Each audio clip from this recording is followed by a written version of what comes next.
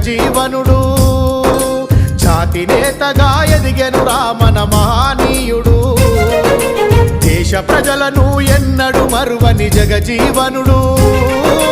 దేశం గుండెల బదిలంగున్నడు జనజీవనుడు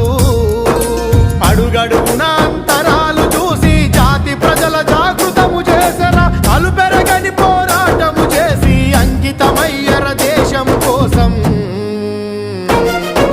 జనం సేవలో బ్రతికినోడురా జగజీవనుడు జాతి నేతగా ఎదిగెను రామన మహనీయుడు